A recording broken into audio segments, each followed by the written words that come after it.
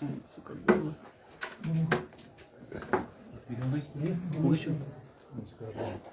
दो जी। हाँ होगी सर। अब नए अध्यक्ष की जिम्मेदारी दायित्व में आपको मिला है, कितना इम्पोर्टेंट है और कितना चैलेंजिंग रहेगा? ये जो जिम्मेवारी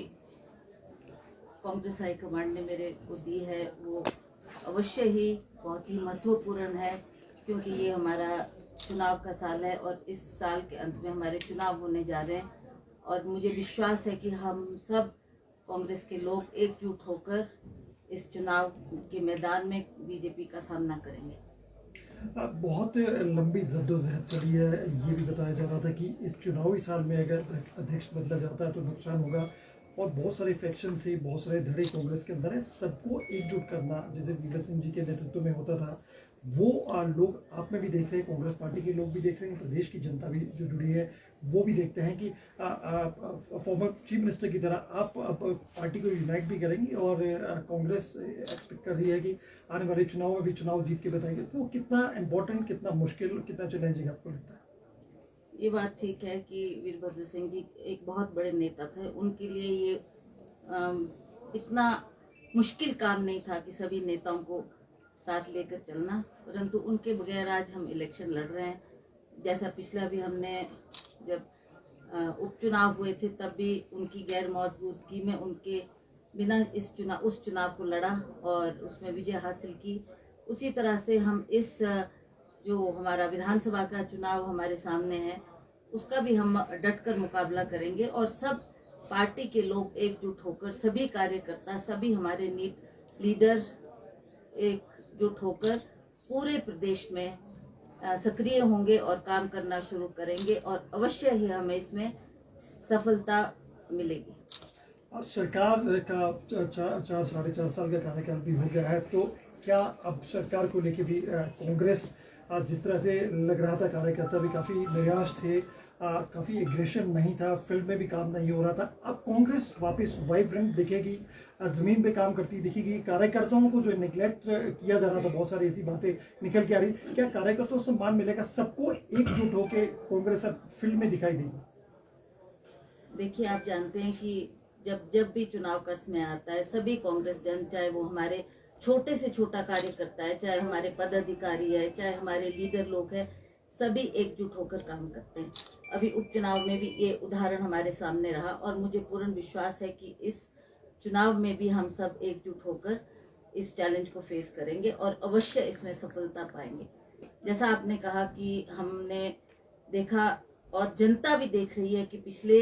5 सालों में बीजेपी की सरकार के द्वारा क्या काम हुए और क्या नहीं हुए। जो कांग्रेस के सरकार के द्वारा काम किए गए, खास करके माननीय वीरभद्र सिंह जी ने जो हर क्षेत्र में, दूर दराज का क्षेत्र, इंटीरियर क्षेत्र में जो काम किए हैं वो लोग आज भी याद करते हैं और मुझे पूर्ण विश्वास है कि इन आने वाले चुनाव में भी उनके कामों को याद करते हुए अवश्य सारे पार्टी के वर्कर्स काम करेंगे और इस चुनाव को अवश्य जीतेंगे। This is going to be Veer Singh model और डबल इंजन सरकार। तो क्या इस चुनाव में जो विधानसभा चुनाव है, क्योंकि उससे पहले सिग्निफिकेंट है, इम्पोर्टेंट है म्युनिसिपल कॉर्पोरेशन चुनाव, और क्या इन चुनाव में जो सारे चुनाव होने हैं वीर सिंह को आगे रखे ये चुनाव आगे लड़ा जाएगा, उनको आगे रख के ये चुनाव कैंपेन शुरू की जाएगी, और डबल इंजन सरकार का मुकाबला कैसे हिमाचल प्रदेश में कांग्रेस करेगी? इनकी सरकार को तो आप पिछली मर्तबा देख ही चुके हैं। जब उपचुनाव हुआ था तब भी इन्होंने ये नारा दिया था कि हमारी डबल इंजन की सरकार है और हमने उसके बाद जब इसमें सफलता हासिल की और लोगों ने देखा कि डबल इंजन के बारे में जो इतना प्रचार किया जा रहा था, इतना कुछ कहा जा रहा था कि केंद्र सरकार में हमारी सरकार है, यहाँ पर हमारी सरकार है, तो इन्होंने बहुत से वायदे किए, बहुत से आश्वासन लोगों को दिए, पर उस पर ये खरा नहीं उतर पाए और हमने उसमें जीत हासिल की। तो इस तरीके से ये जो हमारे अभी कॉर्पोरेशन के इलेक्शन जो बहुत ही महत्वपूर्ण है, उसमें भी हम एकजुट होकर लोगों के बीच में जाकर वीरभद्र सिंह जी के कामों को लेकर, क्योंकि आज भी लोग ये देखते हैं, जो हम जहाँ भी गए लोगों ने कहा और लोगों ने ये जताया कि वीरभद्र सिंह आज भी हमारे दिलों में जिंदा है और उनके कामों को वो सदा याद करते हैं और इन जो कॉरपोरेशन के इलेक्शन होंगे, विधानसभा के इलेक्शन होंगे, अवश्य लोग उनके कामों को याद करते हुए कांग्रेस पार्टी का फिर से साथ देंगे और फिर से कांग्रेस पार्टी को जिताकर विजय बनाकर। इस बार जो हिमाचल प्रदेश का चुनाव हुआ, बहुमत चुनाव नहीं होने वाला क्योंकि ट्रायंगुलर फाइट होने वाला। आम आदमी पार्टी दिल्ली से निकल गए, पंजाब से हिमाचल प्रदेश में फोकस है, काफी वो एग्रेसिव होकर काम भी कर रहे हैं। उनके बड़े लीडर्स हिमाचल प्रदेश आके प्रचार कर रहे हैं, अपना ऑर्गेनाइजेशन स्ट्रक्चर भी बढ़ा रहे हैं। उसके मुकाबले कांग्रेस अब प्रिंसिपल ऑपोजिशन में फिलहाल नहीं दिखाई देती, ऐसा एक स्पेक्ट्रम बन गया। कैसी कांग्रेस वाइब्रेंट होगी और कुछ लोग नाराज भी है, one section of the party वो नाराज भी है, उनको पार्टी फोर्ट में कैसे लाएंगे और आम आदमी पार्टी का रोल आप हिमाचल प्रदेश में कैसे देख रहे हैं? देखिए जी, जहाँ तक आप आम आदमी पार्टी की बात कर रहे हैं, मुझे नहीं लगता कि वो कोई खास बड़ा डेंट हिमाचल प्रदेश में कर पाएंगे। जहाँ तक उनकी दिल्ली की सरकार की है और पंजाब में आप कह रहे हैं कि उन्होंने सरकार बनाई है, वो पिछले 12 सालों से वहाँ काम कर रहे थे, तब उन्होंने